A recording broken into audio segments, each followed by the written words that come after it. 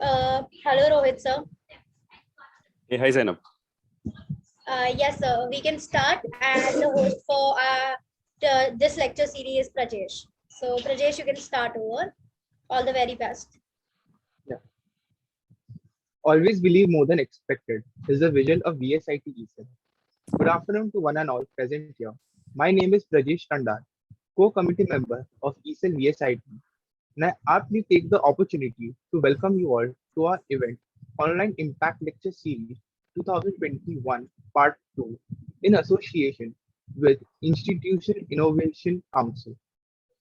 Our first part was a great success. Moving ahead for the second part, we had Mr. Gaurang Shetty, and now for our second session of the day, we have Mr. Rohit Radhakrishnan. Welcome, sir. Thank you. Mr. Rohit Radhakrishnan is a innovative lead corporate strategy at STL. He is a mentor at NASCOM. He was a regional head for 10,000 startups. He was a co-founder of OpenFuel. He was a lecturer at Silver Oak College of Engineering and Technology, Ahmedabad. He has done his post-graduation in digital marketing from MICA. He has done his master's in mechanical engineering from Gandhinagar Institute of Technology. He will give us some insights and share his knowledge on being a student entrepreneur. Hashtag out of syllabus. Over to you, sir. Hi, thank you, Prajesh. Can I share my screen? Is that an option? Host Yes, sir. disable. Yes, sir. Can you give me the rights, please? Yeah. You're given. Okay, perfect. Also, it would be good if you can put me on spotlight, then it would be easier.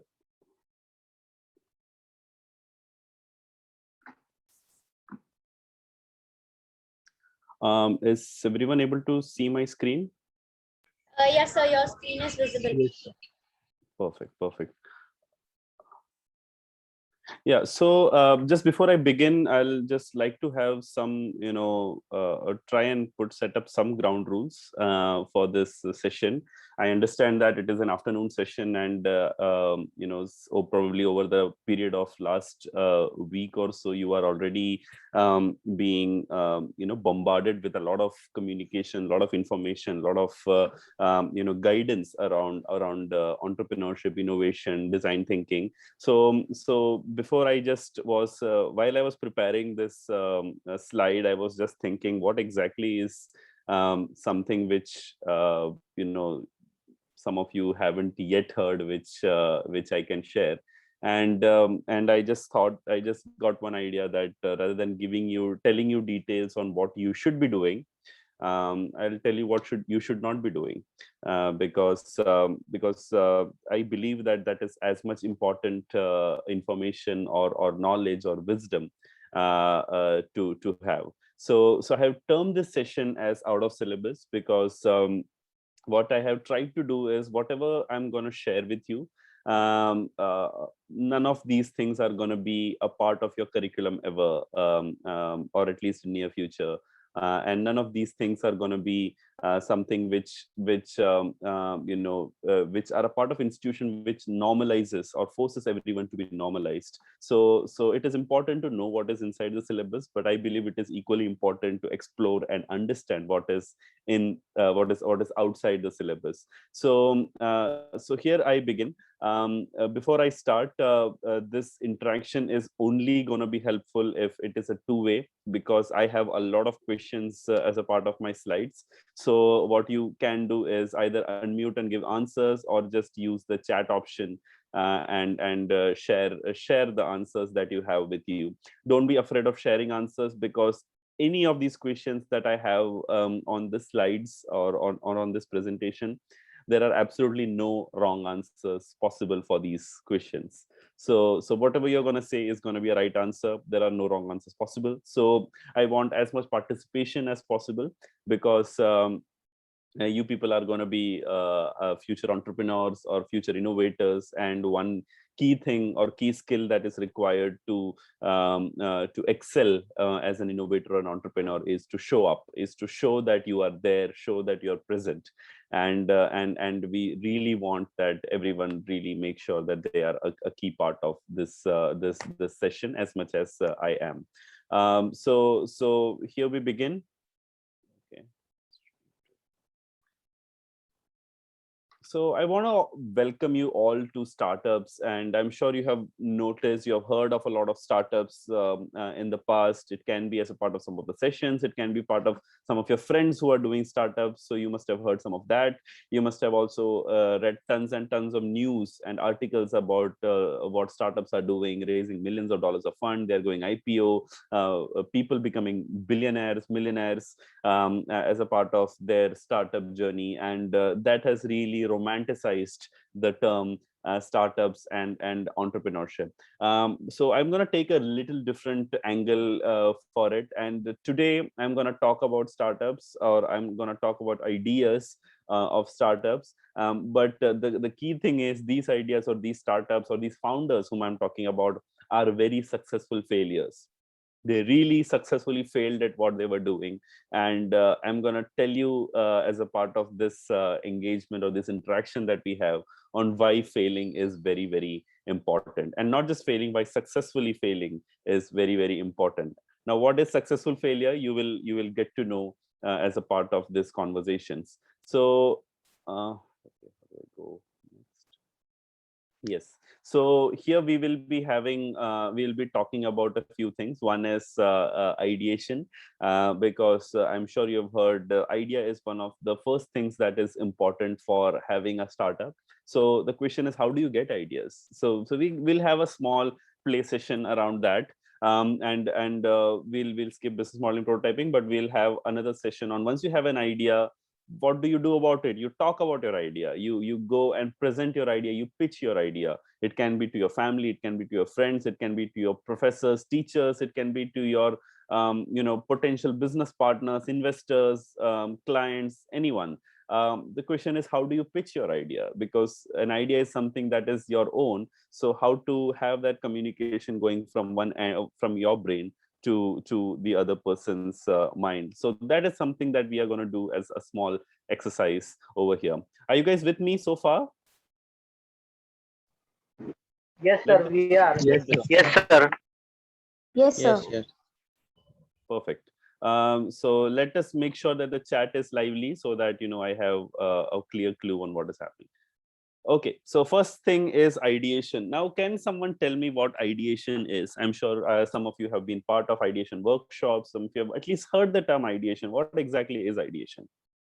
You can just quickly chat, write, just like you're chatting with your friends. You don't need to complete the sentences and complete all the words. What is ideation? Ma'am, sorry, sir. I'm listening this word first time. Perfect, perfect. Very nice. You are at the right place then. To form an idea, formation of ideas. Perfect, perfect. You're all right. I mean, ideation is nothing but the process of generating ideas. Now the question is, how do you generate ideas? Can anyone tell me, how do you generate ideas? And now my question, again, listen to my question carefully. My question is not that how do people generate ideas? Log kaise ideas leke aate hain? That's not my question. My question is, how do you generate ideas? How do you get ideas? I'm sure all of you get hundreds and thousands of ideas. How do you get ideas? By inspiration. Mubashira, thank you. Sir कुछ चीज हमें trigger करती है तो हम लोग उसके cons and pros उसके बारे में हम लोग पता करते हैं, तो हमें आइडिया बाय आइडिया आता है कि ये बिल्कुल, चीज बिल्कुल। अगर ग्राउंड लेवल पर है तो हमें इस पे स्काई लेवल पर कैसे जाना है, तो हम अपना दिमाग लगाकर थोड़ा थोड़ा ट्राई करते हैं। पर Perfect, कैसा होता है perfect. कि बीच में फेल हो जाते हैं, तो फेलियर से हम लोग को एक पॉइंट मिलता है कि हाँ, अगर ये जगह पे फेल हुए तो इसका रिजल्ट हमें क्या करना चाहिए, हमें इसका मतलब बचाव कैसा करना चाहिए। और लोगों जब हम सक्सेस होते हैं तो हमारे आइडिया को लोगों में कैसे इम्प्लीमेंट करना चाहिए। Perfect. You're all right. What else? Nida has given us by simple thoughts, and then we dive deeper. That's also right, because there are no wrong answers. You are telling of how you are getting ideas, and there cannot be a wrong answer possible for this. So I'm gonna just agree to all of the answers, and I'm gonna just come with the next one. The answer that, according to me, just above and beyond all of what you said is. A new idea that you have is always a combination of existing ideas. It is very difficult to come out with absolutely novel idea which no one ever has thought of on this planet till date. If you're trying for it, better not try for it. Don't do that. The best ideas that you have always come across, that have always been successful in the past, are always combination of existing ideas. So I'm going to put this statement which I just highlighted in front of you to test, and I'm going to take your help to prove me right over here. So I have a combination of two ideas over here, very, very famous ideas in front of you. Now you're going to help me decide what exactly is the combination of these ideas, and can you come out with a novel idea out of these? It's Walkman plus pen drive. USB, perfect. What else? Can you think of anything else?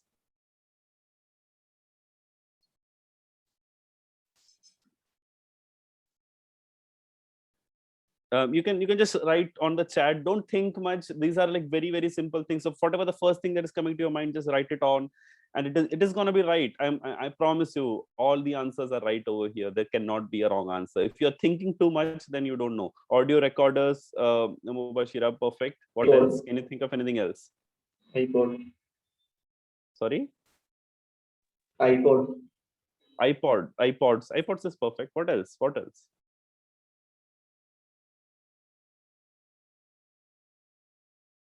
Be shameless, people. Just write your answers, whatever it is, whatever comes to your mind, just say it, and it's going to be right. MP3 players, perfect. That's also right.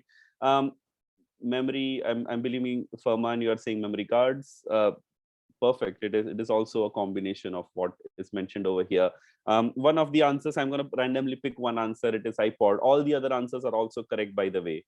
So what do you see over here? It is simple. It is one idea, a Walkman, a device which helps you to listen to music, combined with another very, very revolutionary novel idea, that is a pen drive, a device which is used to store data. Combine both of them and you get an iPod, a device which is used to store music and songs. So perfect. Let us try one more. A book plus a computer. Ebooks, Mubashira, perfect. What else? There are many answers. Kindle. Nida, well done. Audiobook. Kindle. Audiobooks, good. Shubham, laptop, Audiobook. perfect. Preetham, ebook, perfect. Perfect. You got it all right. I mean, there is nothing pending over here. So what I'm going to do is, as there are so many answers coming in, let me twist this question a little bit. Okay. So there are two terms in front of you, a book and a computer. So now I'm going to ask the same question to you in a little different way. So listen to me very, very carefully. Question number one. What is a book which looks and feels like a computer? Okay, it is a book which looks and feels like a computer. That's the question number one. Question number two is, what is the computer which looks and feels like a book? A computer which looks and feels like a book. iPad, tablet, iPad. Shubham, Prajesh, Preetham, perfect. Tablets. Okay, everything is right. So a computer which looks and feels like a book can be a Kindle, can be an iPad, and a book which and a book which looks and feels like a computer can be a Kindle. So all the answers which you are bringing over here is absolutely perfect. But I want to show you the chemistry of ideas. It is a chemistry. You have one idea, one chemical, mix it with another chemical, and you come out and bring a totally new chemical into the world. I'm going to try one more. Encyclopedia plus CD.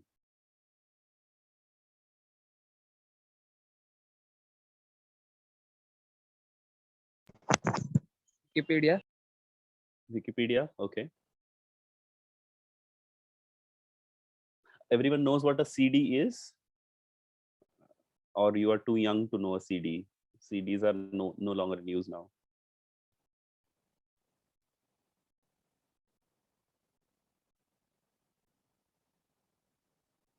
Hard disk, Wikipedia. Okay, so I'm going to very quickly give you a story. Okay, so you've all heard of encyclopedia. You know what it is? Where have you seen encyclopedia? Where have you seen encyclopedia? Normally in library. Library.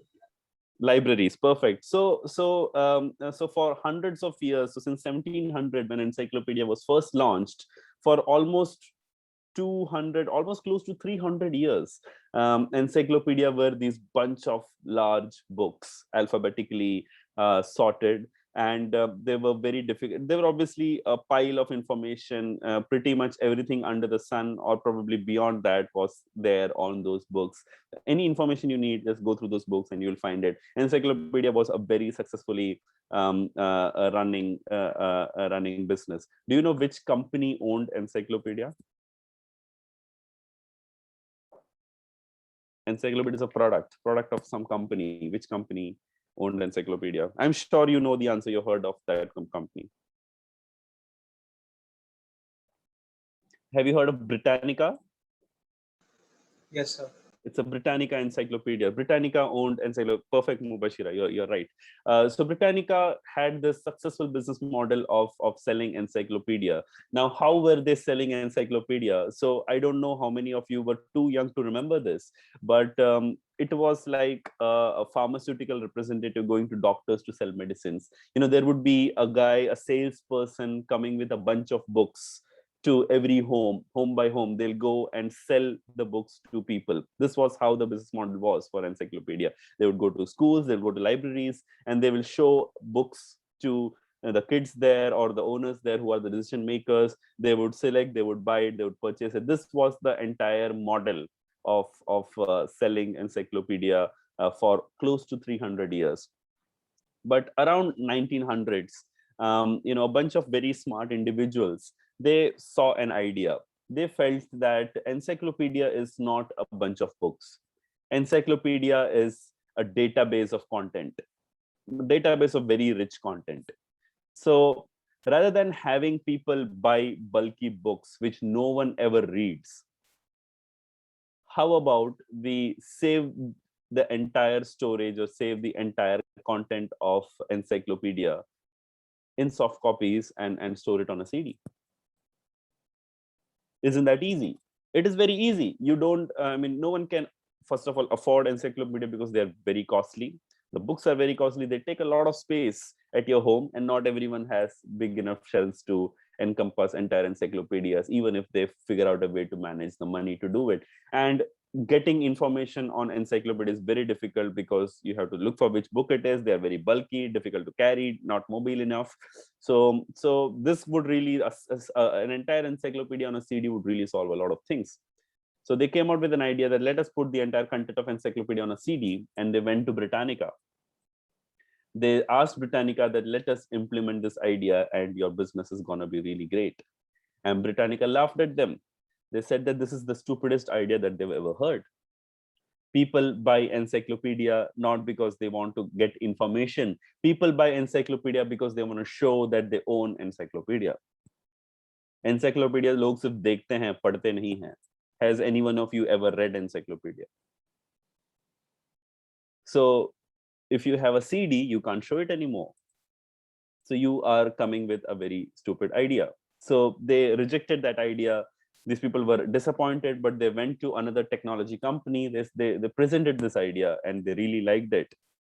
And then they came out with this product, which is a product, Microsoft Encarta. It was nothing else but the entire content of encyclopedia on a compact disc. They started selling it. They sold it so well that in next 5 years, Britannica went bankrupt. A 300-year-old company was literally set to ruin by a very simple, unique idea. and it showed that Britannica had it all wrong. People actually wanted to read the content of encyclopedia, just that it was in books and no one was able to read it. I'm going to take this story further in terms by putting it into a next question. Encyclopedia plus a website. Wikipedia. Wikipedia. Anything else can you think of? Google. Google. Okay, perfect. So here's the thing. In 1995, Microsoft came out with Encarta. They were doing really well. And then a new revolution came in. Everyone was using internet. Everyone had access to World Wide Web. And suddenly you don't need to use CDs as well. You don't need to purchase a CD. Everything was available for free. So another idea, if you have the entire content, just put it on a website. It's 1:00. This launched, and in next 5 years, Microsoft Encarta went bankrupt. So you see, in 10 years, you are seeing two technologies are coming in, and they are literally putting the giants of that field bankrupt. Okay, are you with me? Are you enjoying this, or is it boring? Yes, sir. Okay, fine. Let me go very quickly forward. Okay, what about this?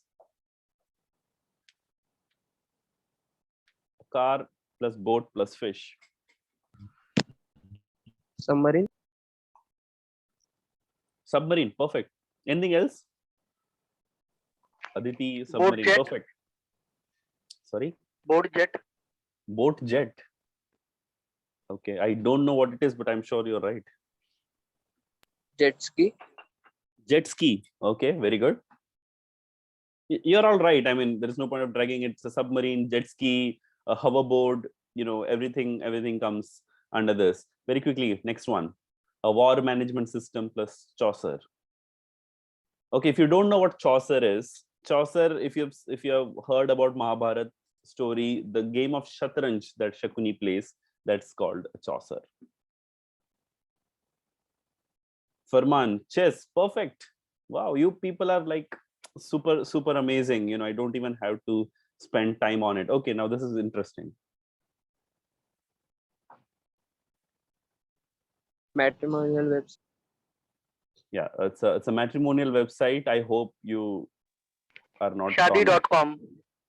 Shadi.com. Okay, and I'm sure you know what Tinder is. If you're not on it, it's okay. I'm sure you know what it is. Shadi.com is same as Bharat Matrimony.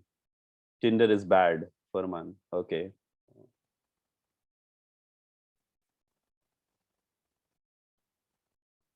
Okay, so let us not think much on it. So what is Bharat Matrimony or a Shadi.com or you know, there are a lot of other matrimonial sites. What do they do? Okay, they are a platform where anyone who wants to get married, they register themselves, and then they find you know, suitable partners, you know, for build relation. No, Bharat Matrimony is not for building relationships. It is to find the right match for marriage. It is a typical proper arranged marriage. Preetham, you're right, it's a matchmaking site. But and what is Tinder? Tinder is a site for hooking up. It's for dating. It's a dating website. You can find profiles. If you like someone, you can we can choose them. If they choose you back, then you can talk to them. You can go on dates, whatever. Now the key difference between these two is that in Tinder, the individual sets up their own profile. It's just like Facebook. You set up your own profile. Tinder also does the same thing. You set up your own profile. But in Bharat Matrimony, you do not generally set up your own profile. Your parents set up your profile. So they write all the fancy things that they think about you. Same way, so if you're a guy, your parents are writing all these fancy things about you, that this is a kid, he studied this, he's earning this, he's working here, he's living in the city, he doesn't drink, he doesn't smoke, blah blah blah blah blah. And then even for the potential brides or for the women, their parents set up their profiles. on the behalf of their children. So Bharat Matrimony, the users are not the people who are actually getting married. The users are the parents of the people who are getting married. While in Tinder, you are the user directly. So there was a gap over here, and a very smart team from Bangalore, they came out with an idea that if someone is marrying someone, and I'm sure it is not yet relatable to any of you, but if an individual is marrying someone, the concept of arranged marriage was good, but it was entirely driven by parents and family. Can we also engage in arranged marriage ourselves? So they came out with a site where you yourself set up your own profile. You write all the true honest things about you, because your parents don't know half things about you. If you smoke, there is a very good chance your parents don't know about it. If you drink, there is a very good chance your parents don't know about it. So you can be honest on this platform. You write what you want to write, which would be read by the other person. And here the main agenda is getting married. It's not building relationships, it's not dating, nothing. It is proper marriage. So people who want to get married, who are serious about it, they come here, they write, create their own profile, and everyone. So that is the idea. So Ale is the company which did that. So you log in with Facebook or you log in with LinkedIn, because a lot of people get married based on the professions. What are they earning? Where are they working? Which city are they working in? Okay, do they have a growth potential? If they are working, that means they would appreciate me working. So Ale was this very wonderful, amazing website which is running really well, where individuals are creating their own profiles.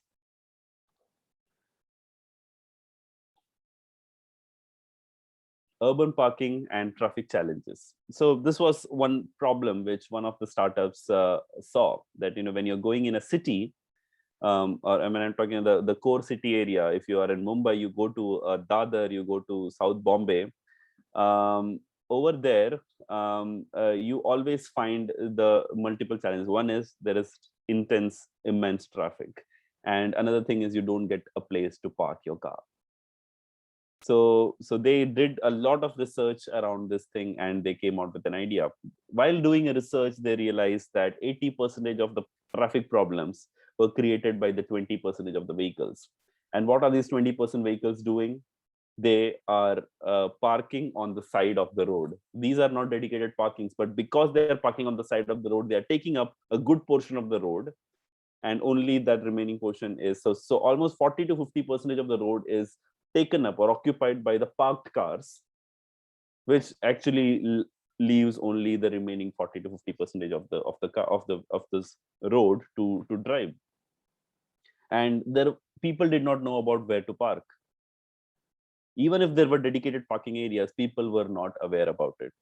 So a very smart team from Kochi, Kerala, they came out with this idea that we will combine two ideas: a car parking plus Book My Show. What do you do in Book My Show? You book tickets. You can book your seat. You can book which show you want. You can book which time you want to see the movie.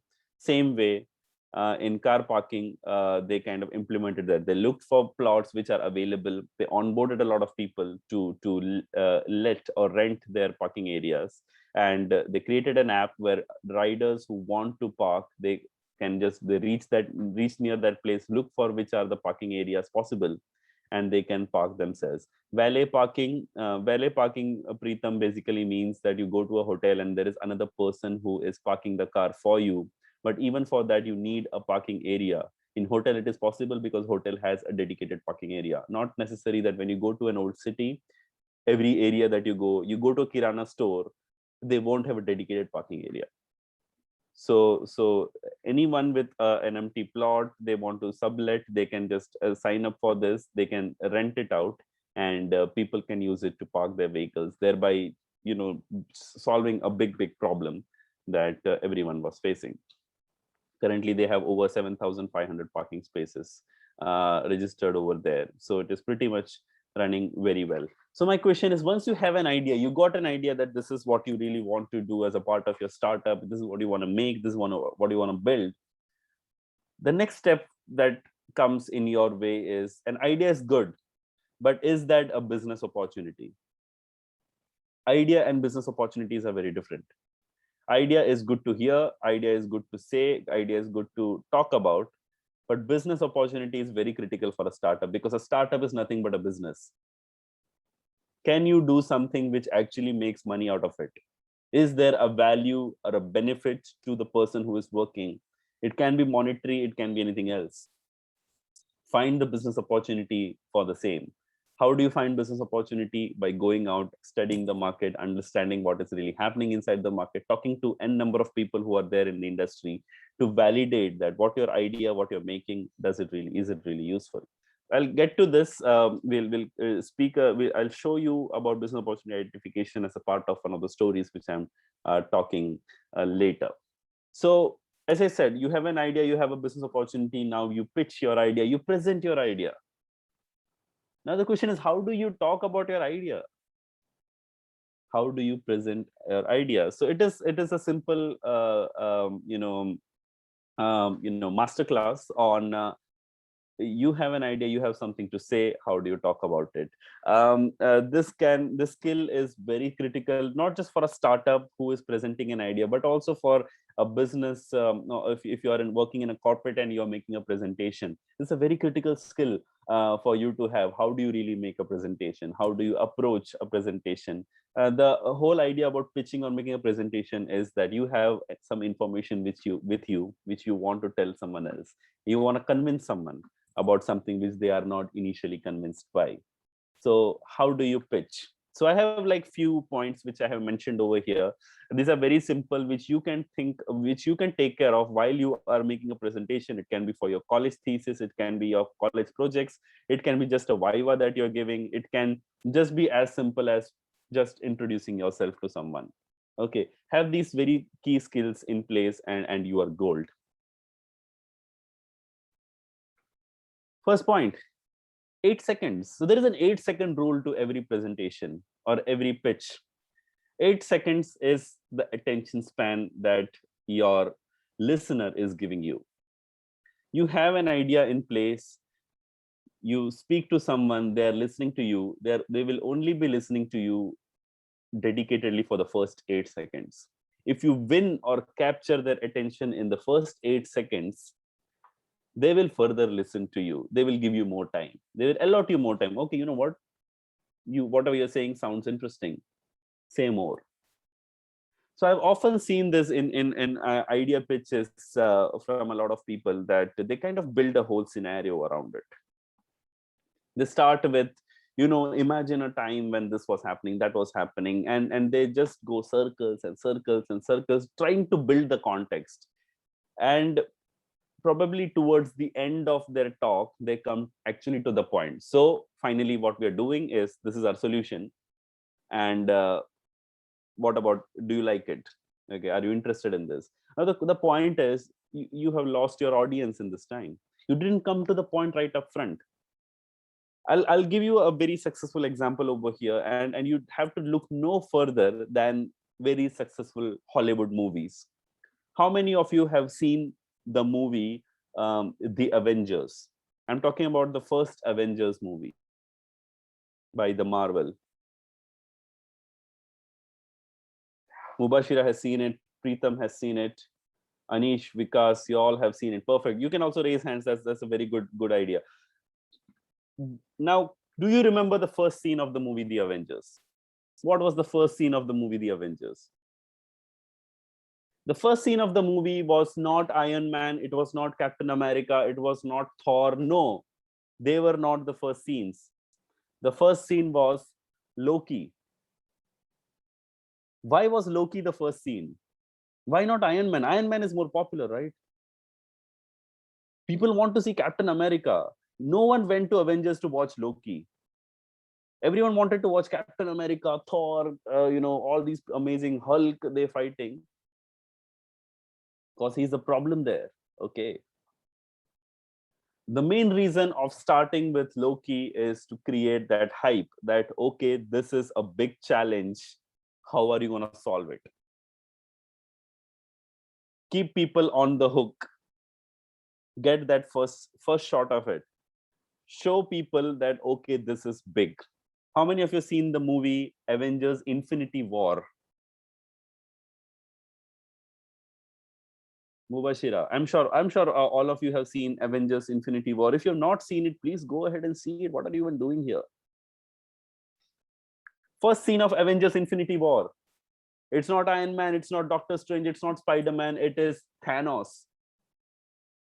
First scene is Thanos. And what does Thanos do in the first scene? He defeats Thor, Loki, and Hulk. A villain single-handedly defeating the strongest Avengers. That is the first scene. In the first 5 minutes, this happens. And now you are hooked. Now you want to see what the hell happens now.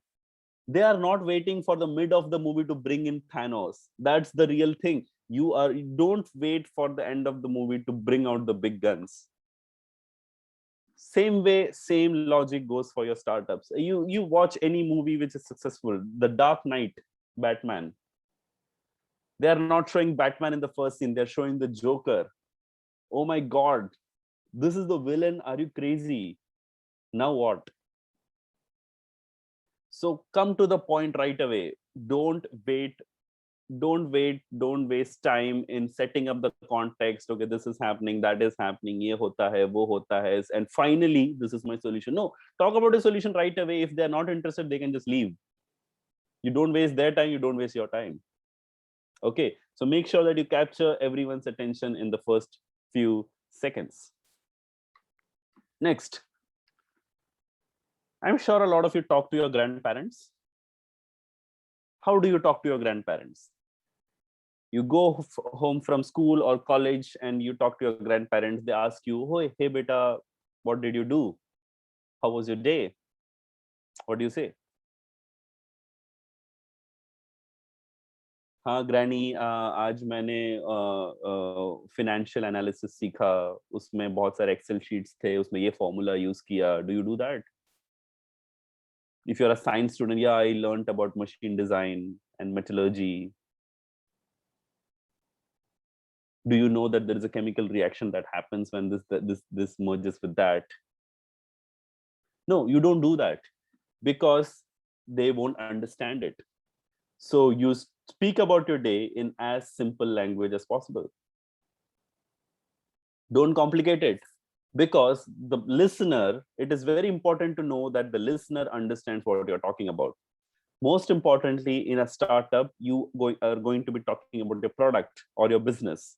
Now, a product can be a technology product, and you are so much in love with that product, you made that product in and out, and you're talking about your product to someone. It might be an investor who might give you money if they're interested in that business, and you're talking about your solution to that investor. You start talking about technology. You know, I have created this machine learning algorithm which is going to change this. I've created a chat bot which does this. Here's the thing. The investor is probably not even an engineer. They don't understand what you're talking about. And what do? They turn off. They are there, they are hearing you, but they are not listening to you anymore.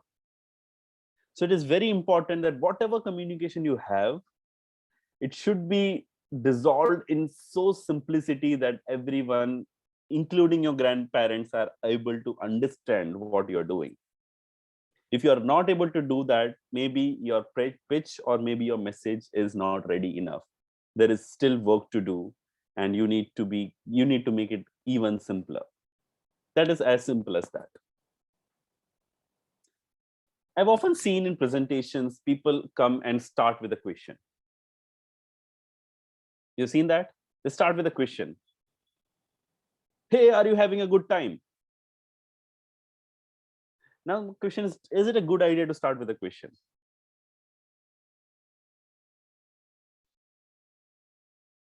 Is it a good idea to start with a question? Yes, sir. Yes. Why is it a good idea to start with a question? From the beginning, we can involve the investors.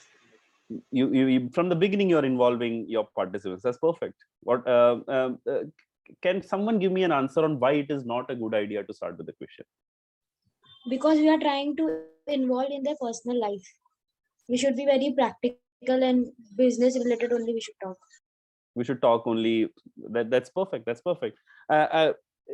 do you start with a question? The answer is yes and no.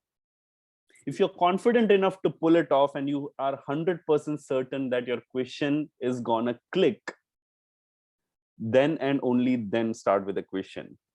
If you are not sure, मतलब शायद हो सकता है, look, no, none of your audience are obligated to answer to you just because you asked a question.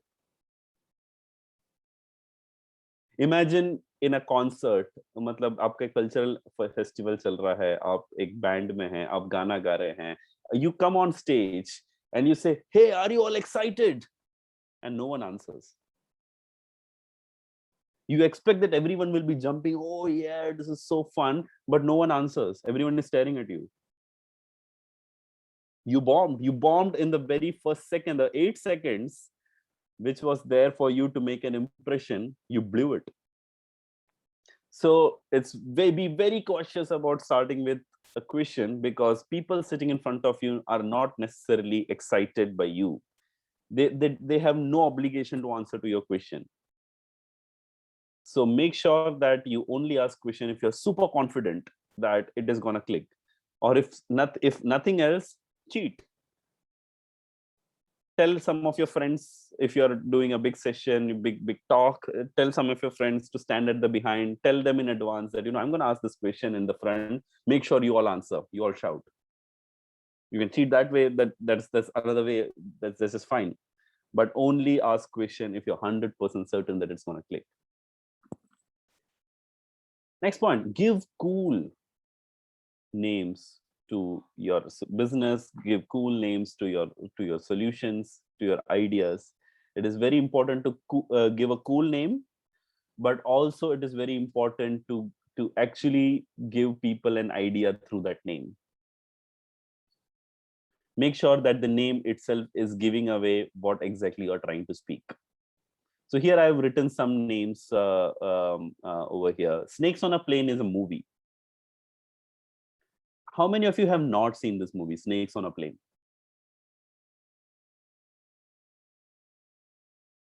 Vikas, Ansh. Okay, for people who have not seen, Vikas, Ansh, Atharva, can you guess what this movie is about?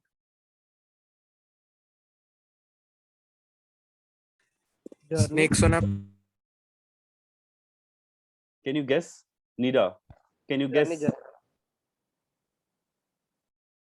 What is this movie about? Just give a wild guess. नाम सुन के क्या लग रहा है? Hijacking sort of. Hijacking. There would be snakes on a plane. It's as simple as that. There would be snakes on a plane. There is a plane. There are people in it, but then there are snakes in it. Look, it's amazing. Now you listen to that name and you want to see this movie. Okay, okay, how is this even possible? This is going to be really exciting. Okay, so make sure that whatever name that you're giving is not very super complicated, but people don't even understand what it is. It is important that your name kind of gives an idea to the person, and they kind of get an idea. They can actually make a decision on do they want to invest their time, energy, resource to even know more about that or not. Look at some of the company names which I've written. MakeMyTrip.com. The name itself gives away what exactly it does. Naukri.com. See, easemytrip.com. So make sure that whatever name you're giving, it is not super complicated. Don't wait for like once in a lifetime. ऐसा नाम हम लेके आएंगे जो दुनिया में किसी ने सुना ही नहीं होगा. Guess what? अगर दुनिया में किसी ने सुना नहीं होगा, that means किसी को सुनना भी नहीं है वो. So make it very simple, make it very easy. Make sure that the people who are communicating with your idea, interacting with your idea, feel good about it. They feel that, what, this is easy. This is easy for me to engage with. I want to engage with more. Only then they will enjoy it. Project positive radiation. It is very important that when you are speaking, when you are on stage talking about your idea, which you are super passionate about, it is very critical that you project positivity. And how do you project positive radiation?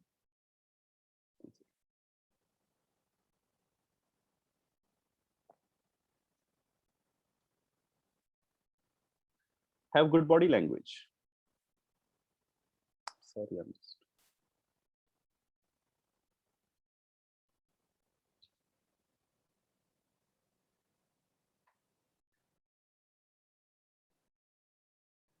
Yeah, sorry guys, I'm back over here.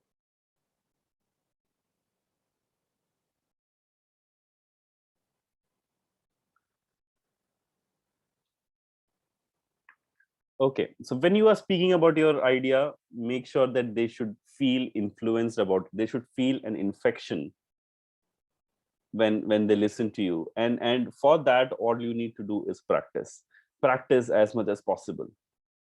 Stand in front of the mirror, speak about what you want to speak, and see how you look.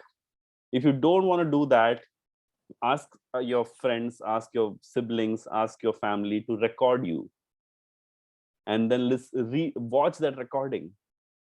See how you look, see how you sound. It's not necessarily how you think you do.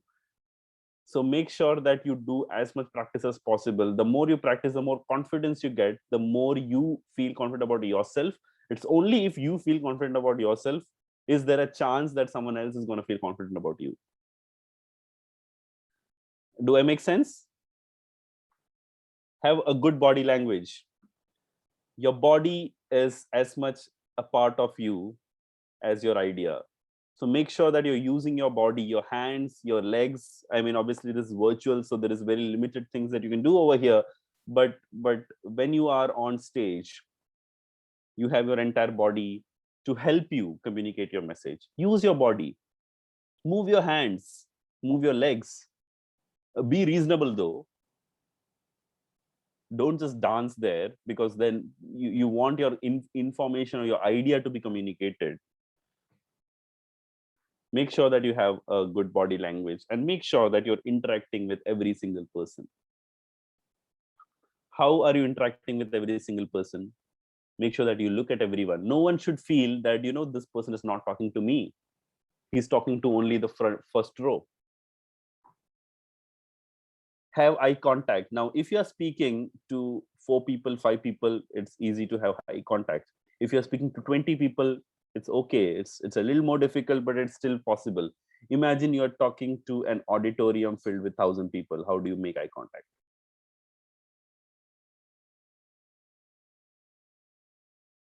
Make sure that you're not looking into one direction only. Make sure that you are looking at everyone, every single side of it. People will feel that you are talking to them. Interact with everyone. One part of interaction is also the content. The content that you're speaking, make sure that it is relevant for everyone. It's not just relevant for those first 5, 6 people sitting in the front row. It is relevant. Everyone is there sitting, listening to you. You're not just talking to those 5 people who are judging you. You are actually talking to everyone. Respect everyone's time, and they will respect you back. Okay, I've often seen a lot of people do jokes while they are speaking. Is that a good idea? Is making jokes good? Depends upon the situation and topic. Depends upon the situation, the topic. Perfect. It's a very personalized point. Jokes are good for few of you who are actually very good at it. Jokes are not very good for people who probably do not have a good control over it, or who do not have a confidence to pull it off, because jokes can backfire very quickly. Even if it's a serious conversation, there is no rule that you cannot make jokes or you cannot bring humor into the picture. But know your audience. Do they look at you and think that you can pull off a humor? If you can, great, go for it. If you cannot, practice as much as you can. Is your joke even funny? How do you know that? Just try with as many people as possible before you try it on stage. Before you try it in front of strangers. Try it with your family, try it with your friends, bore them with it. But see if you're landing a good joke, landing a good punch, and then only go for it. I'm sure you'll be wearing a very good professional clothes when you are speaking, but make sure that your clothes are speaking less than you. Make sure that clothes are simple. You can never be overdressed, but that doesn't mean that you wear a sherwani. Your clothes should be speaking less than you. People should look at you. Anita, behavior, clothing, language, posture, perfect. So do you get it? Did these points register? I'm sure it is not very difficult. These are the things that you subconsciously practice whenever you're speaking. Make sure that, do you have some of these points covered? If yes, great. If no, it's fine, but then you will learn things the hard way. So make sure that you have some of these points covered. Think about these things before you act, while you are preparing for any talk, while you're preparing for any pitch, and you will be fine. So I'm very quickly gonna go to the story, and I will spending 15 to 20 minutes on this, and then we can open it up for question and answers. So I'm going to talk about this individual called Yash Saxena. So as I mentioned, this is a story of a very, very successful failure. Now, what is a successful failure? You will know from this. So Yash, had just completed his MBA, and he was just figuring out what to do. And then he came across one of the university festivals. It can be cultural festival, it can be a youth festival, and there he comes across one guy who is studying in that university and who wants to do something. They get to talking, and they befriend each other, and Yash asks his friend, what do you want to do in life? What are your ambitions? And his friend is very certain that देख भाई मेरा college के बाद job लगने वाला नहीं है. I won't be getting a job because my college doesn't offer campus placements. So it is going to be a very difficult journey for me. So what should I do? So Yash and his friend, they spend some good time together, and they realize that a lot of college students are facing this problem. It's not just unique to this new friend Yash has just made. A lot of colleges don't have a placement program, and not everyone can afford to get into a college where there is a good place. Not everyone is good enough to be in a college with a strong placement program. So what to do? That's where they came out with an idea that if people cannot get into a job, what will they do? They are all educated, they all have good degrees with them, but नौकरी नहीं मिल रही है, तो क्या करेंगे ये लोग? They will employ themselves. If a company is not employing them, they will be self-employed. They will do startups. So this was the idea that how if everyone, there are so many people who are gonna come out of colleges or institutions with no jobs, there is no other option for them but to do a startup. So, but the problem is not everyone knows about startups, what to do in a startup. So Yash Saxena and his friend, they start creating tools to promote entrepreneurship. They started creating tools. So this was the first idea that they did in 2013 as a part of OpenFuel. How about we create content or tools or information for people to come and learn about entrepreneurship? We'll create online tools jahan pe there would be these canvases where people can come play around with. If they have an idea, just put that idea through a particular process and they can visualize their startup or business over there. They tried really hard. They pushed the lengths and breadths of their capacity. They tried it in their own colleges where they were studying. They tried it in as many connects as they had to make sure that people are using these tools online as much as possible. But in 2013, this was an online tool. People were not used to online learning. People were not used to, for people needed books. And entrepreneurship is something that everyone resisted. People were not as supportive of entrepreneurship at that point. So where these people went and promoted entrepreneurship, more people were there to resist this idea. So 1 year, they almost 1 year, they invested in creating this idea of building an online entrepreneurship learning platform called OpenFuel. It became a massive failure. In 1 year, they learned that this is not going to work. They learned it, and the world told them that this is not going to work. We don't need this. So what do you do now? You failed in something, you try something else. You already have created an online tool, just that people are not ready to learn on it.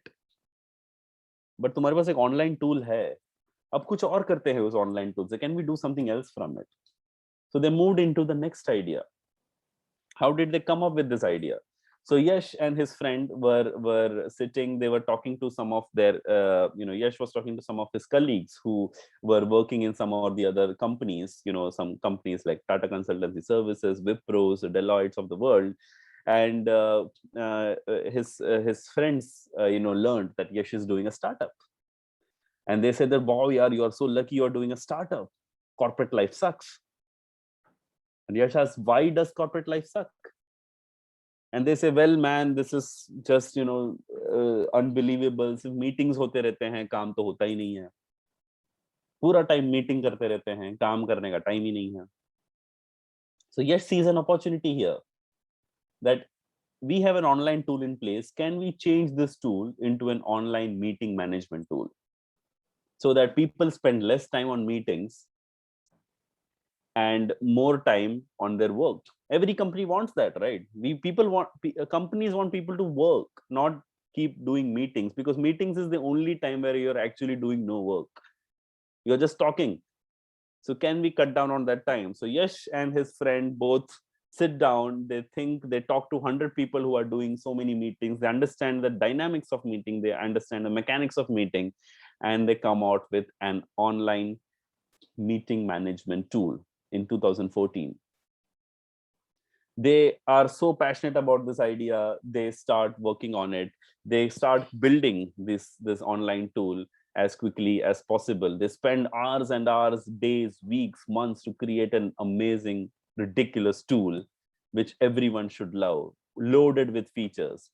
Start working on it. They say, you know what, ये जो हमारा board हमने बनाया है जिस पे meeting content होगा, you know what, it should be dynamic. Just like Google Sheets.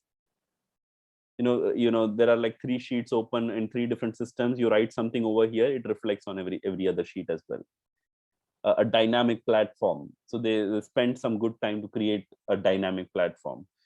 While they were creating it, they got more idea. अगर 3-4 लोग अलग-अलग systems में बैठे, हमें chat option भी होना चाहिए. We want to give a chat option. They created a chat option. While we are doing it, we want to automate few other things as well. Let us make that.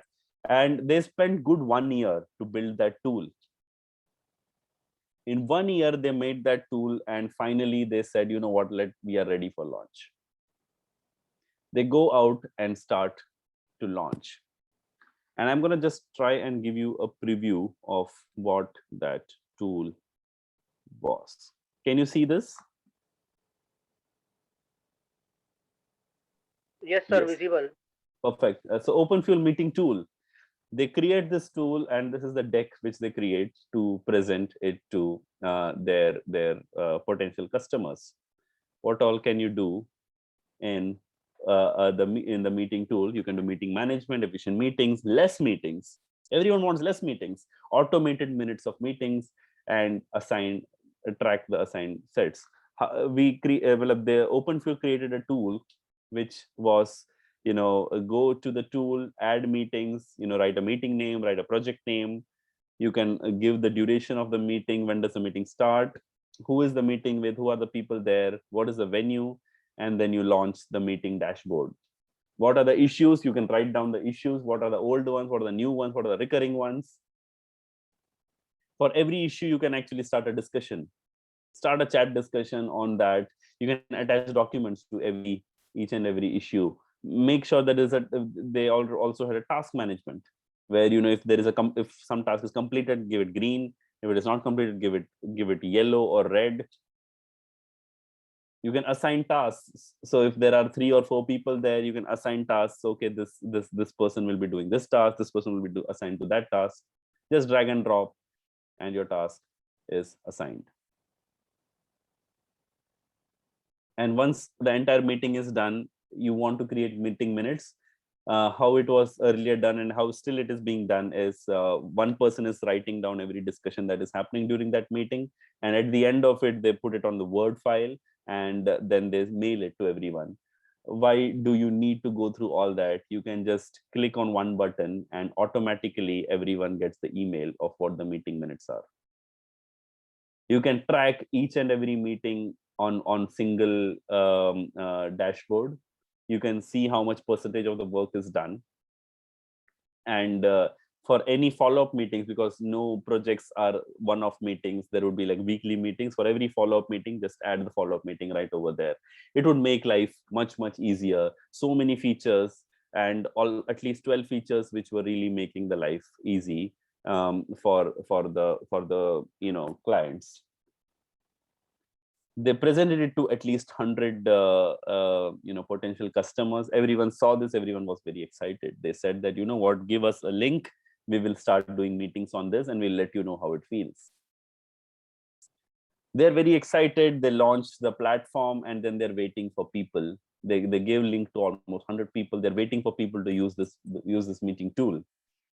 Day one, 0 people use it. Day 2, 0 people use it. Day 3, 0 people use it. No one is using the tool. Everyone has the link. Why are people not using this tool? You spent 1 year on this. They go back and they ask people, what is wrong? They said that, you know what, we don't know what to do with this. We have never used to do work on this thing. हमारा meeting चलता है, ज्यादा preparedness, ज्यादा planning नहीं होता. You are asking us to plan things. We don't want to plan things. काम बढ़ रहा है हमारा. Our work is increasing. We don't want this. Literally everyone said we don't want this. 1 year of effort, all down the drain. No one wants the solution. So Yash and his friend are destroyed. Another massive failure. They're destroyed. They don't know what to do.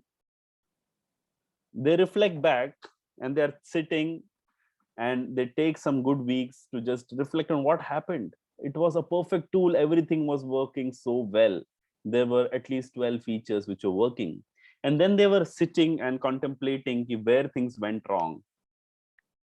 They thought that, you know what, we spent 1 year on making this product. We made 12 tools, approximately 1 month per feature. 1 month per feature we did, and we had 12 features which were amazingly working on that product. What if we had not made 12 features? What if we had just made 6 features? That means it would have approximately taken 6 months to make this product. We could have saved 6 months. And if we had still sent out the link to 100 people, everyone would have still said, ye hame nahi chahiye. Right? We could have saved 6 months. What if you did not have 6 features? What if you only had 3 features? You would have completed the product in 3 months. You would have launched it. Everyone would still have said, hame ye nahi chahiye. You could have actually learned the lesson in 3 months, which you took 12 months to learn. What if you did not make 3 features? What if you only made 1 feature and then launched it? People would still have said that hame ye product nahi chahiye. You still would have gotten the same answer. You could have saved 11 months. What if you did not make a single feature? What if you just put one landing page? Probably spend 30 minutes, 1 hour on one landing page. We have created an amazing meeting tool for you. Click here to start. And once you click, you can probably go to a page, error 404, page not found. Something like that. And then send the link to 100 people. What would have happened?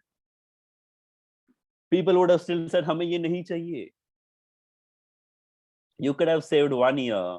You could have actually learned that lesson in 1 hour, which you actually took 1 year to learn. So the lesson that I want to tell you is, first thing, act soon. If you have something in place, first validate it. Talk to people. Don't wait for perfection, because trust me, perfection kabhi nahi aayega. You spend 100 years on it, there will still be areas where you feel needs improvement.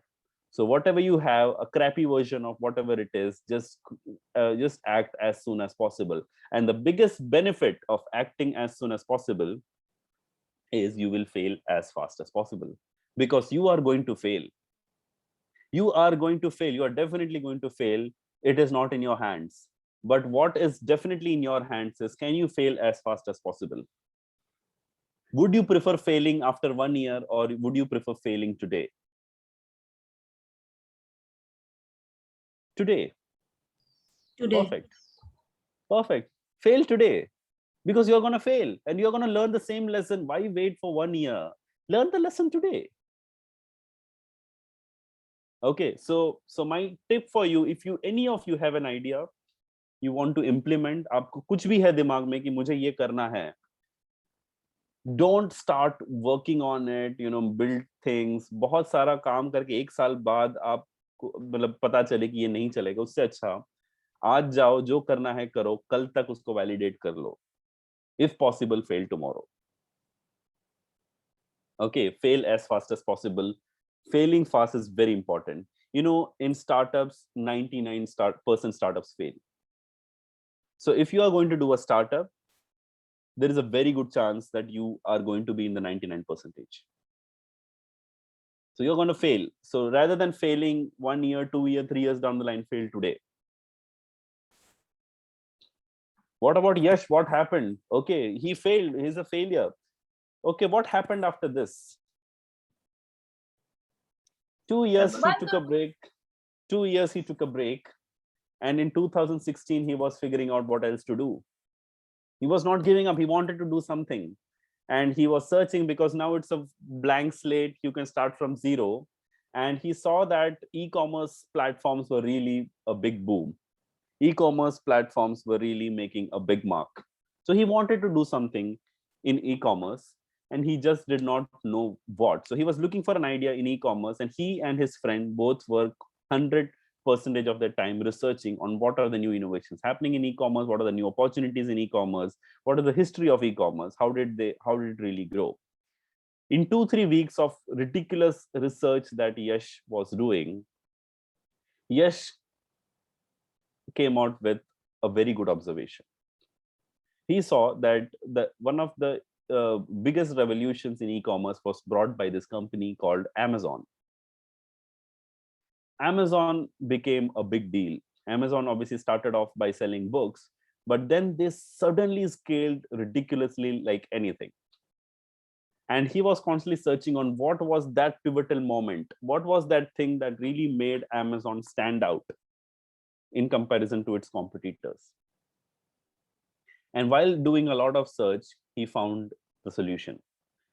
He found that Amazon had one patent. They had come out with one feature which Amazon had patented. No one else could patent it. And that patent, that feature, really made everyone prefer Amazon over others.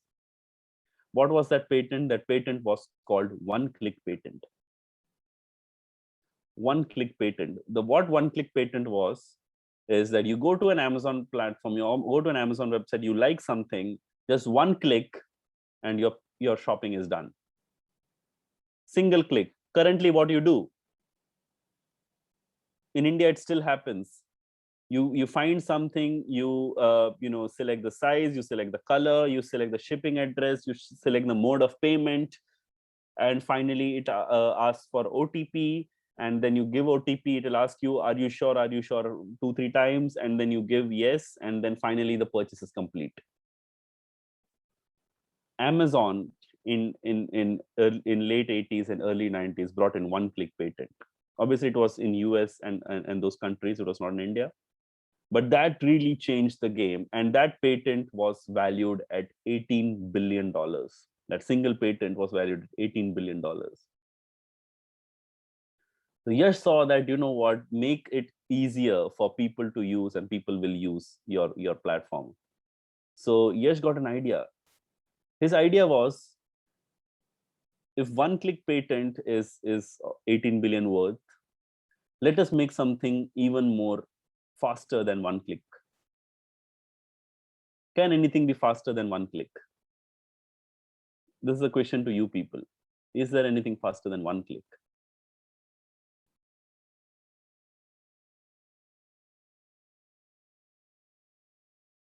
So Yash thought and thought and thought. He asked his friend. His friend had no idea what to do. And after almost a week of brainstorming and ideas, Yash finally, by just saying, okay. So after a lot of ideas, a lot of brainstorming, Yash came with the idea. The faster process than one click is 0 click. How about we have no clicks? Saying is one thing, but in late 2000, after 2015, you have often seen that in your smartphones, one of the people don't prefer clicking. Clicking was the technology when buttons were present. When there were a keyboard, when there was a mouse in place, people used to click. No one clicks anymore. Everyone uses touch screens, everyone uses iPads, everyone uses smartphones, everyone has 100% touchscreen devices. No one clicks anymore. What do you do? What do you do? Touch and swipe. Touch and swipe, exactly. So one-click patent is obsolete. No one wants one click anyway. No one clicks anymore. So how about we come out with a single swipe checkout? Okay, you'll make a game out of it.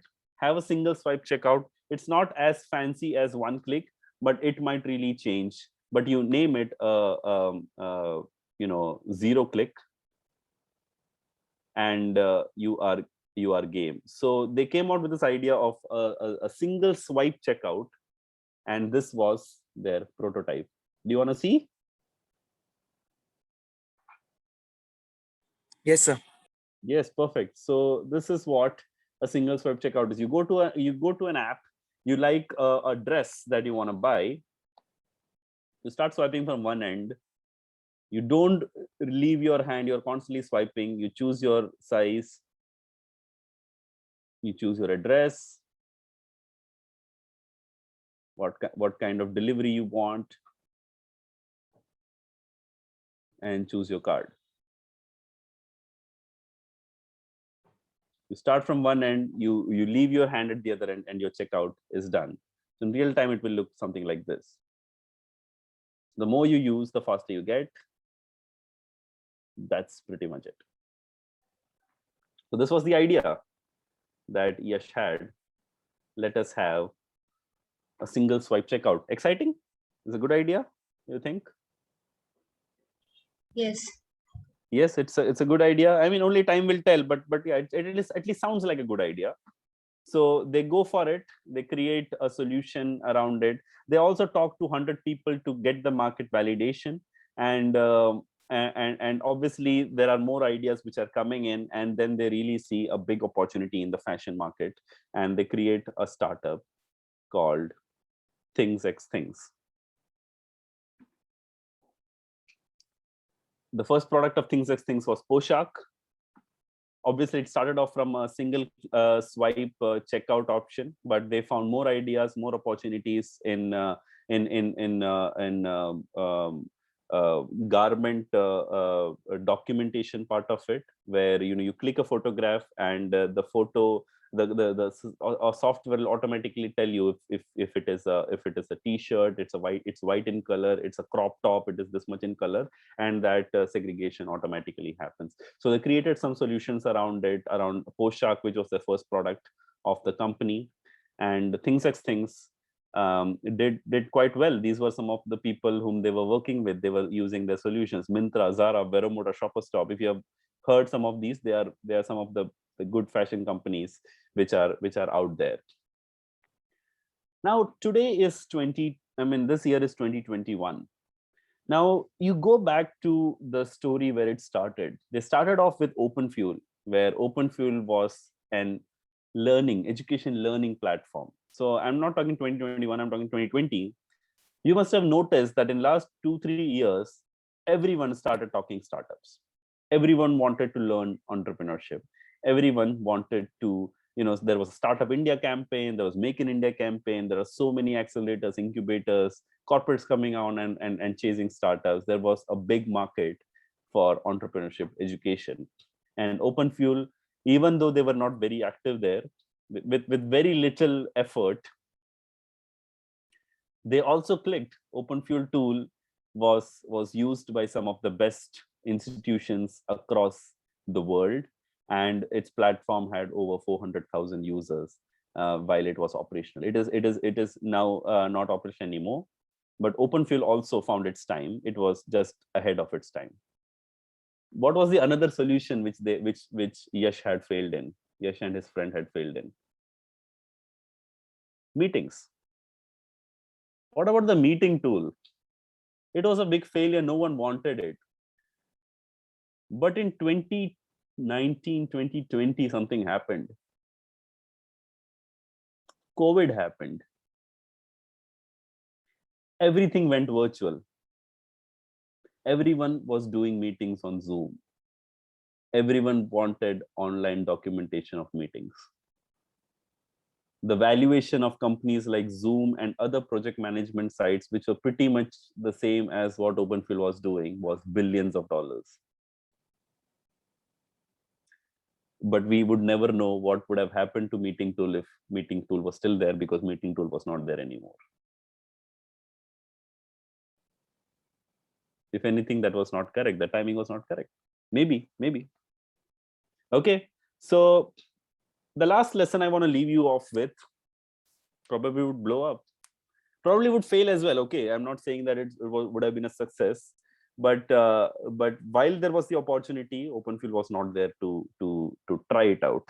So the last lesson that I have for you is be a non-striker. So a lot of you would have ideas on what to do, क्या करना है, पता है कि बस मुझे यही करना है लाइफ में, ये मेरा आइडिया है, मैं ये करूंगा या मैं ये करूंगी. This, you have that kind of clarity. And unfortunately, that percentage of you who have that kind of clarity is less than 1 or 2%. Even in this group, even in this audience that I have at this moment, there will be 1 or 2% of you who are like absolutely clear कि boss मुझे यही करना है. Remaining 98 to 99% of you do not have a single clue of what to do. मतलब they just know like कि भाई मुझे कुछ तो करना है पर क्या करना है पता नहीं है. If you are in this category, which is 98 to 99% category, where you want to do some great things, but you just don't know what exactly to do at this point, my simple lesson for you is, I am myself in that category. Be a non-striker. How many of you watch cricket and know what a non-striker is? Atharva, Vikas, perfect. So non-striker is, so if you watch cricket, there is a person who is batting, who is facing the ball, and then there is a person who is standing next to the umpire from where the ball is being bowled. That person is the non-striker. Okay, now I'm going to give you a scenario. Okay, I'm going to give you a scenario where India is playing a cricket match against Australia. India is chasing. Okay, I want you to visualize this. Whatever I'm saying, if possible, close your eyes and visualize it. India is playing a cricket match in Melbourne Cricket Stadium against Australia. India is chasing. Last 4 overs of the chase remaining. India needs 50 runs to win. India needs 50 runs to win in last 4 overs, that is 24 balls. The bad news is 9 wickets are down. The good news is Virat Kohli is still batting. Are you excited? Just open your eyes and just tell me, does this excite you? 4 overs remaining, 50 runs to win, India chasing, and Virat Kohli is batting, and yeah, it's exciting match. You don't know what is going to happen. Virat Kohli is batting, and his batting partner is Ishant Sharma.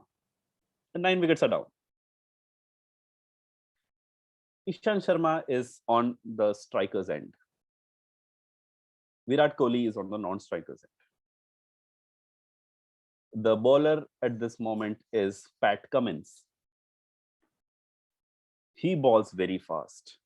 He is one of the fastest bowlers there. He's ready. He is geared up. Ishant Sharma is facing the ball. He's ready. He's taking the stance. Virat Kohli is on the non-striker's end. He sees Pat Cummins from far away. Pat Cummins is staring at Ishant Sharma. Ishant Sharma is scared. Ishant Sharma looks at his non-striker. Virat Kohli is staring even harder at Ishant Sharma. Ishant Sharma is even more scared. He's shivering. Pat Cummins is coming in to bowl Ishant Sharma knows that it's going to be a very, very fast delivery. My question to you all, what should Ishant Sharma try and do at this moment? What should he do on this ball? Use the pace of the ball. And do what? What should his primary goal be? Take a single. Take a Be single. calm. Be calm. Take a single. Why take a single? Why take a single? Ishant become an Sharma can. What if Ishant? Why can't Ishant Sharma try to hit 2 sixes, and that will then ease pressure of Virat Kohli, right? Why would he take a single? Mubashira, you're also saying get Virat to bat. Why? Because Why is Virat Ishant is, Sharma not hitting Because sixes? Virat is he's a bowler, he's good at Sorry, can you repeat? not a specialist batsman. Ishant Sharma's job is to bowl. yes, sir. Virat Kohli's job is to bat. 50 runs are remaining in 24 balls. It's Virat Kohli's job to do that. What is Ishant Sharma's job? Ishant Sharma's job is to make sure that Virat Kohli gets every chance to do that. Right? As simple as that. So when Pat Cummins is coming to bowl, Ishant Sharma is not going to swing. He's not going to swing his bat and try for a six. He'll just try to make sure that he gets some bat behind the ball. He just doesn't get out. He just gets some bat behind the ball and he runs. So Pat Cummins comes, he just nails a perfect Yorker, but Ishant Sharma somehow gets the bat behind it, and Kohli on that other end shouts, "Run!" And Ishant Sharma is just running. He doesn't know where the ball is. He's just running. He just has one goal to reach the other end. Virat Kohli पहुंच जाएगा, वो उसका काम है. I don't have to. Ishant Sharma doesn't have to worry about it. He runs the other end. He somehow reaches there. He looks back. Virat Kohli has reached there. The single is complete. And the entire crowd is crazy now. Why? Because now Virat Kohli can bat. Now he gets the most chance to do his job. Virat Kohli then comes, hits boundaries, a lot of boundaries here and there, and then India win the match. Virat Kohli is again the man of the match, superhero, King Kohli. Everyone praises him. He is pretty much on the cover of every newspaper, every media channel. King Kohli is back. Would he be able to do that without Ishant Sharma? No. No. No. If Ishant Sharma got out trying to hit a 4 or a 6, so prioritize India winning. It's not about you being a hero. Sabko apna apna kaam hai, apna apna kaam karo, and make sure that the other person who is supposed to do that job, do it. Now, what does this, why am I telling you the story? In every startup, there would be 1 or 2 people who are visionaries, who know what to do, who exactly know, bhai ye karna hai, hame yahan jana hai. They are the strikers. But they do need non-strikers to make sure that they are getting the best chance to do it. So if you are among the 98% of the people who don't know what to do at this point, but kuch karna hai, just go and join those 1 or 2% of the people who want to do something and who know what to do, and support them. Be there at the non-strikers end. Give them the best chance. Give them the best chance to win. And if they fail, it's their fault. It was their idea altogether. Agar Kohli out ho gaya hota, तो कोई ईशांत शर्मा को blame नहीं करता. It was his fault. Kohli was supposed to do it. Again, all newspapers would be like, Kohli's time is over, out of form, rain is done. So be a non-striker and give the striker the best chance possible to win. Same way in a startup, be the person which the founder, be a founder, but be the person who is supporting the vision of the person who really knows what to do. If you win, if you succeed, you are going to be in the group selfie. They couldn't have succeeded without you. But if you fail, you are still fine. It was someone else who failed. Okay. So even in the story which I said about Yash Saxena, he was there. He was taking up all the failures to himself, but there was another person who was with him. was constantly doing things. So the other person's job was to make sure that whatever this Yash comes with the ideas, let us try and execute it, let us try and implement it, and make sure that Yash gets the maximum chance of success. Right? So it's okay to be the non-striker. So this is me in 2016 when we had just started ThingsX as a startup after failure in OpenFuel and OpenFuel meeting tool. So if you are a Yash, great, go for it, just do what you want. If you are not a Yash, it's totally fine. You are probably in a much better position. Just find your Yash and support them in their journey. That's pretty much what I wanted to say. Thank you so much for your time. And I'm open for any questions that you might have.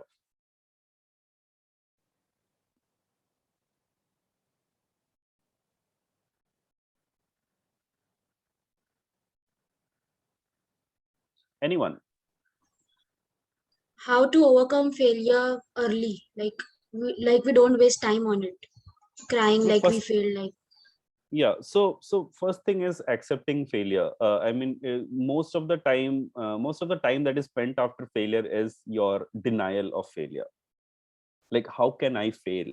There is no way I can fail. I did everything.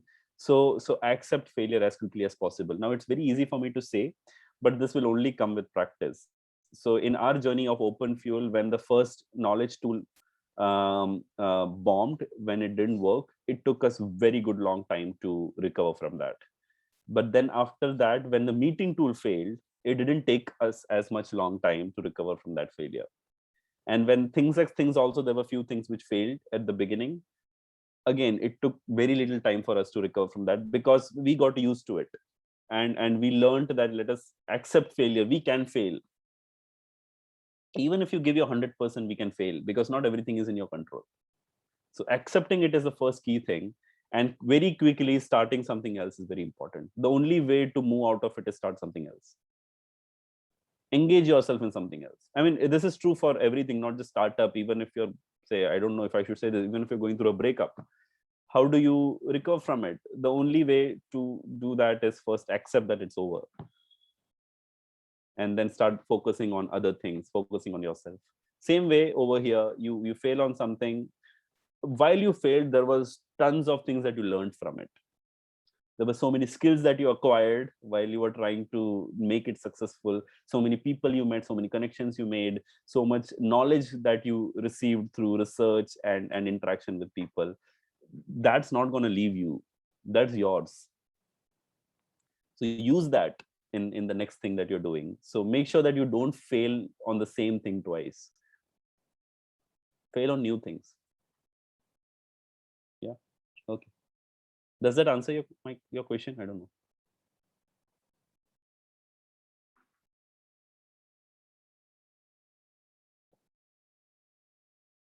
know. Does that answer your question? Yes, neither. Thank you. Any other question? Just feel free. You can also write your question here. You don't always need to.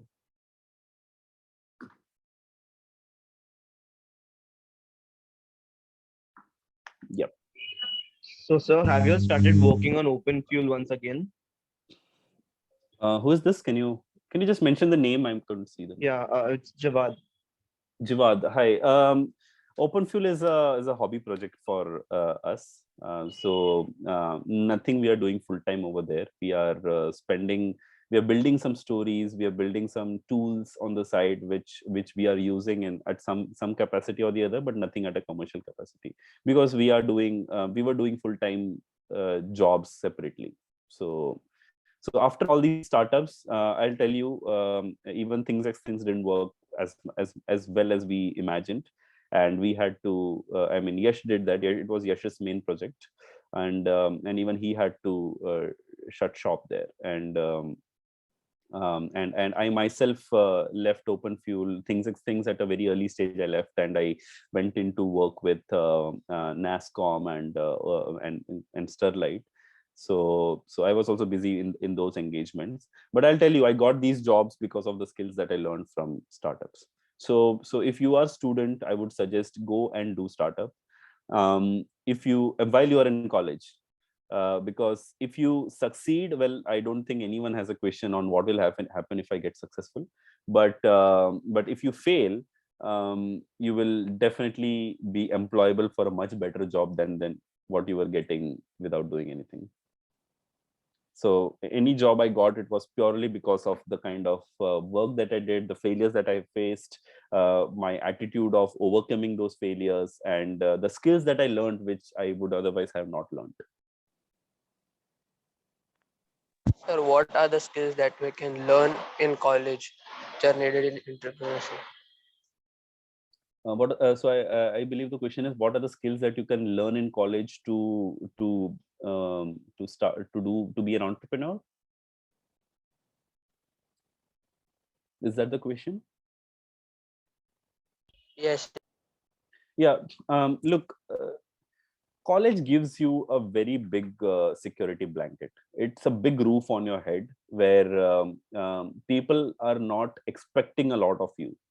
You know, you do not have big liabilities in place ki ghar chalana hai. I mean, I'm not talking about for everyone, but most of you, people are only expecting good grades out of you while you're in college, and if possible college ke end tak ek job mil jana chahiye.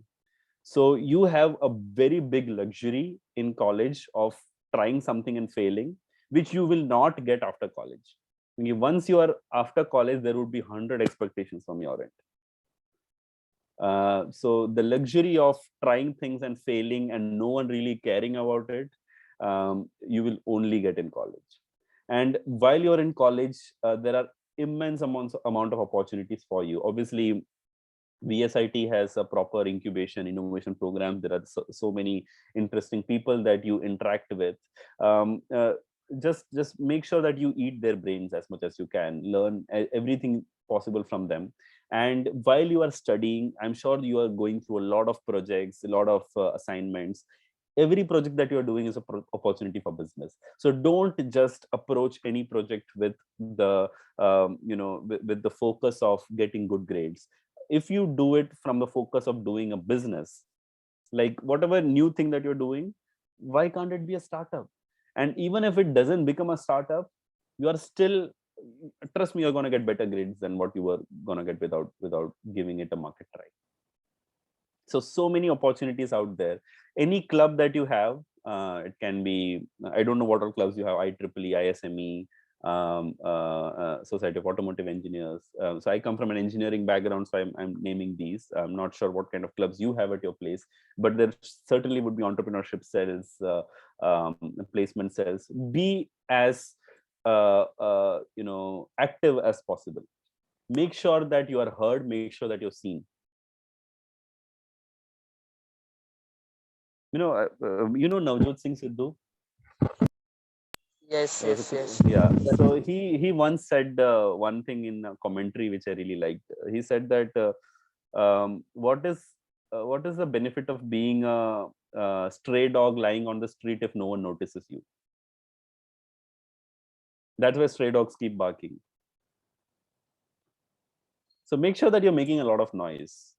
Make sure that you're known. Make sure that you're noticed. Don't be a person. Don't be among the crowd. Stand out as much as possible. Speak up. Even if you are stupid, even if you sound stupid, that's fine. It's still better than not speaking up. Speak up. Be very vocal. Okay, I have some questions over here. Nida, how to boost self-confidence while everyone is criticizing your idea just because they cannot see its insights? How to keep going in its situation? Nida, I'll have one very simple thing. If everyone is criticizing your idea, obviously one good reason might be because, as you said, they are not able to see its insights. It's because they have not invested so much time to see it as much as you have. But there is also a chance which you also need to be at some capacity critical is it can also be because your idea, what you have come out with, is not really needed at this point. So validate it. So अगर आप कोई service या solution का idea है आपके पास, आपके कौन होंगे पोटेंशियल कस्टमर्स, कौन होगा जिसको फायदा होगा इससे? Talk to them, show them some prototype. Don't just tell ideas, show them the idea. You saw the single swipe checkout thing, if I was just speaking about it, people would not know what it is. Show it. That's where we created that graphic. It's important to show people only. It's important for people to touch and feel it before they actually give a very strong opinion of it. So validate your idea. With more validation, you will get self-confidence. And confidence also comes with failures. I mean, you fail, you come out of it, that will really boost your confidence. But for that, you need to keep trying. Try 100 times and you will probably succeed 5 times. But because you recovered from that failure 95 times, you will be super confident. Farman, how to motivate ourselves to upgrade ourselves? Farman, if you forget startups, if you even want to be employable after college, you have to upgrade yourself.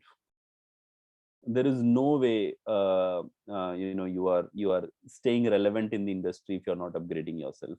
And I'm not saying that upgradation is there till you get a job, and that's absolutely wrong. Even after you get a job, it is constantly important, and companies are investing crores and crores of money in upskilling their employees. And वो बोल के थक जाते हैं employees से कि भाई आप upskill करो. The reason is we are living in a technology era where one technology is getting obsolete very quickly. कल जो चीज हम यूज कर रहे थे, आज वो यूज में ही नहीं है. So any skill that you learned is not even useful anymore. You know, when our parents were working, typewriting or typing was a very important skill. Aaj we take it for granted. So make sure that you keep learning new things which are relevant in the industry. वो relevant शायद आ जाएगा, शायद 5 साल बाद भी आ सकता है, but it's constantly important that you keep learning something or the other just to boost your ego, if nothing else. Otherwise, very quickly we all will be obsolete. It's true for me as well. Even today, I have to constantly keep learning new things. If not, tomorrow you all will come and take my role, take my job. I'll be happy with it, but then if it is coming at a cost that मैं फिर काम बिना बैठा हूँ, then I have to make sure that I'm competitive. A lot of things that you currently know, which you are taking for granted, is a big skill for me. Because when I was studying, it was not there. And I'm not talking मैं कोई 50 साल पहले पढ़ा हुआ नहीं हूँ. I was in college like pretty much 7-8 years before you. But still, a lot of things that you take for granted, we never even have seen that. So technology is moving very quickly, and you need to be relevant. There is no other way but to upgrade yourself. Any other question, please? I like this. Very good questions, Anand. How can we spend our time in such a way that we can progress our characters and ourselves? Be a part of forums where you will be there on front. You know, like a debate club, for example, or a soft skill club, or public speaking, Toastmasters. You know, these are the forums where you have to go and present yourself in front of people. So I am born and raised in Ahmedabad. So in Ahmedabad, there is this institution called Ahmedabad Management Association. So over there, every Friday in the evening, they did one session called Speakers Forum. So in the Speakers Forum, what they did is they would always give one topic in advance.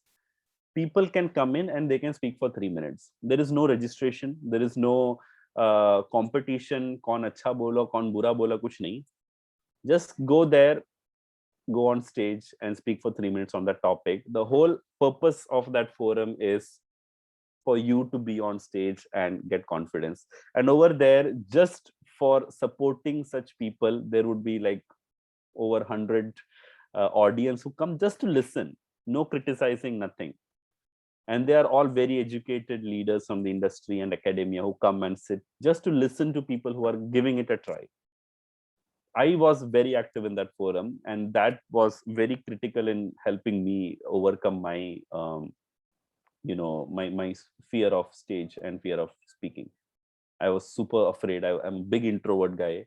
I was super afraid. I still am. There's a reason why you can't see my legs, because I'm shivering underneath.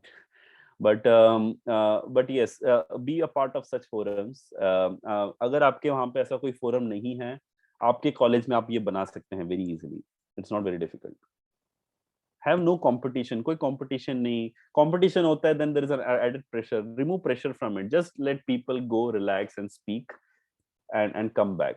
If you have some positive feedback to give to those people who are trying, give that. Don't criticize. It's as simple as that. Appreciate efforts. Create such environment in your college. I'm sure there are more than enough clubs to do that. अगर नहीं है तो create कर लो within this group. Anita, where would the recording of this lecture be? I got an urgent call. I think can you, Prajesh, maybe you can help Anita with the recording for the session. Yes. So we'll be having the recording. I'll let Anita know where the recording will be uploaded. Perfect. Anita, you can speak. Yeah, to Zainab. Yes. Any other question? Did I miss any question? I'm just checking. How to market Yes, your sir. ideas? Mubashir Rao had asked over this question. How to market your ideas? Guys, market is a very fancy word for how to validate your idea. How to see if this idea is useful, needed or not. The only way to do it is go outside and talk to people. Present your idea to people, and again, don't speak your idea. Show your idea.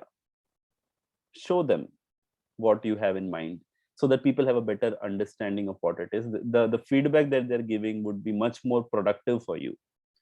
So the only way to market your idea is go out there and present about it. Farman Kazi, can gaming make us self-employed? I think if you do gaming professionally, you can be. I've not ventured into it. My cousin is a big time is a gamer, but he spends ridiculous amount of time watching games.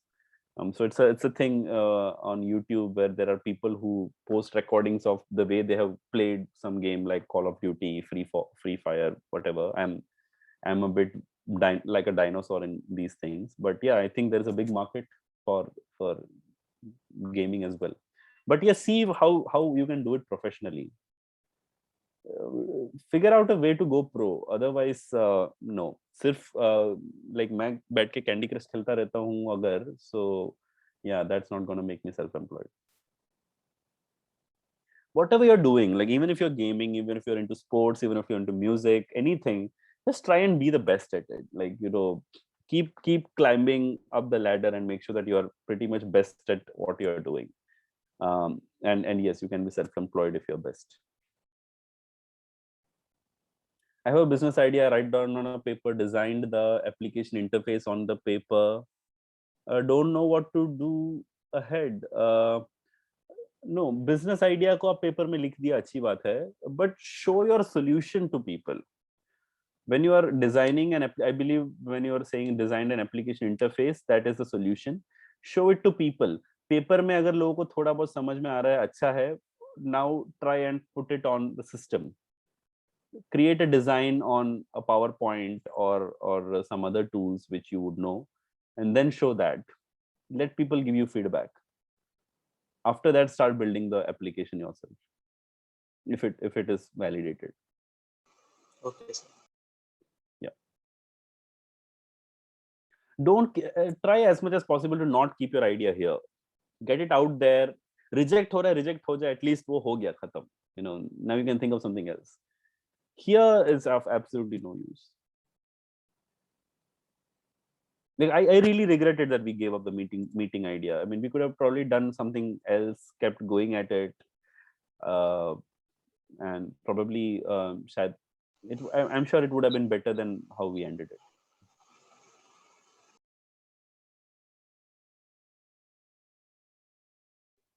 So I guess that's it for today. There are no more questions. Thank you, Zainab. Thank you so First much. of all, before I conclude, sorry, special thanks to Prajesh for giving a wonderful introduction. It's really weird to hear such smart people speak about me for about what I have done.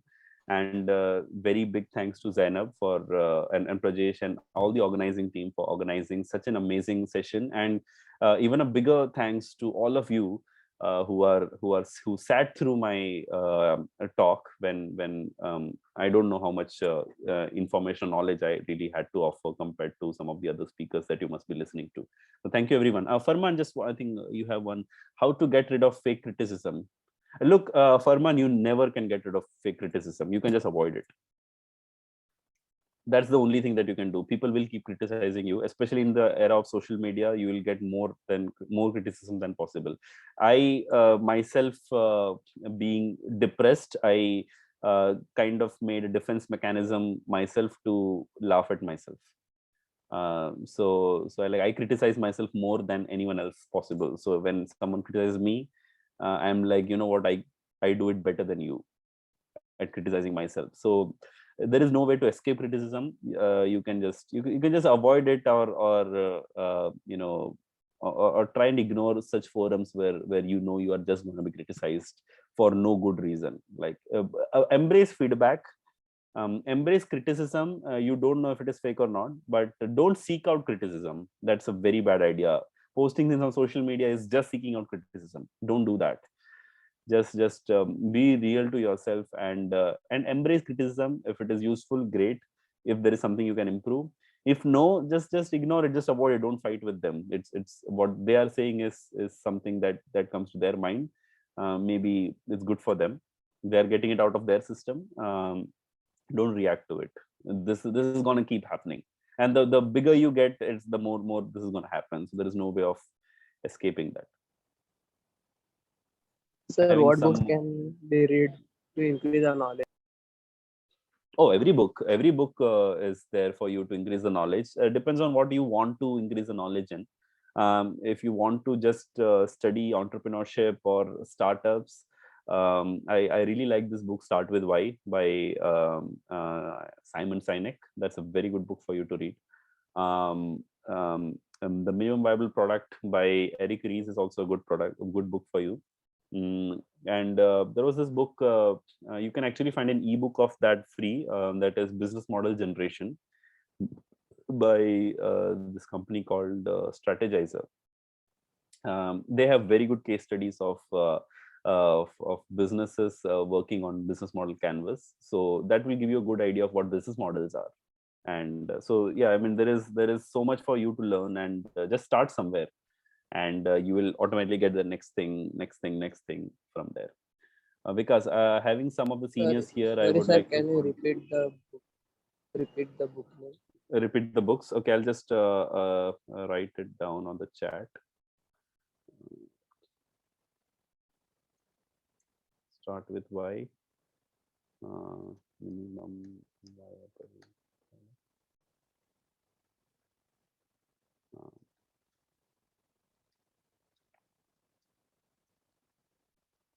So once you read Business Model Generation, then you can read the Value Generation. So these are all like connected books. So एक पढ़ोगे तो आपको automatically और connections मिल जाएंगे. There was some, Thank you, sir. because having some of the seniors here would like to contact someone who can do the programming work for me. Zainab, Prajesh, maybe you can help out Vikas in that. Vikas, one thing, while you're doing this, I would suggest that start learning programming at your own capacity as well. Dheere dheere. That is going to be a very, very critical skill for you. देखो, at the beginning you won't often get people to do things for you. काफी कुछ आपको खुद से ही करना पड़ेगा. So do accept that to some capacity, and that will make your life easier. Yeah, I think that's good enough. Zainab, over to you. Sir, we have a small vote of thanks for you, Prajesh. Yes.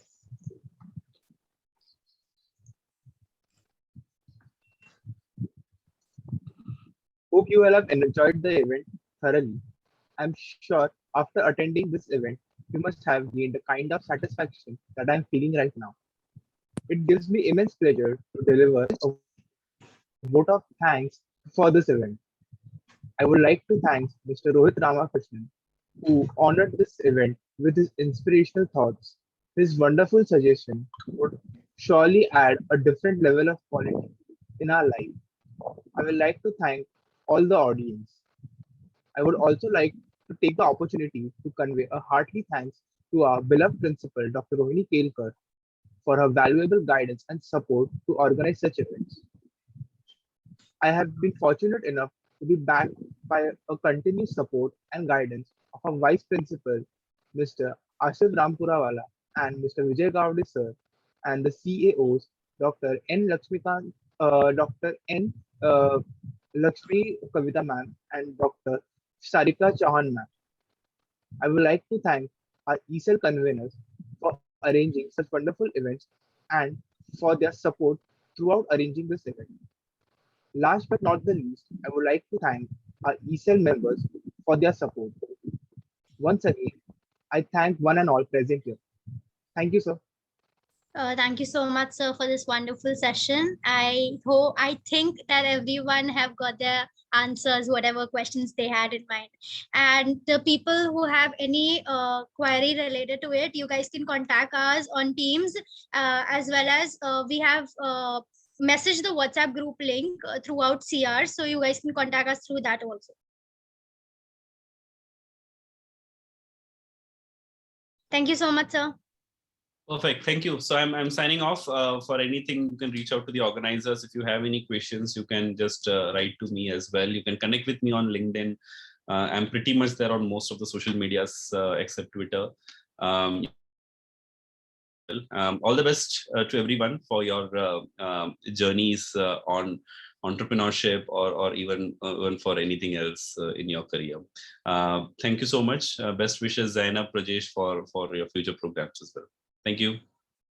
Thank you, sir. Thank you so much, sir. Bye.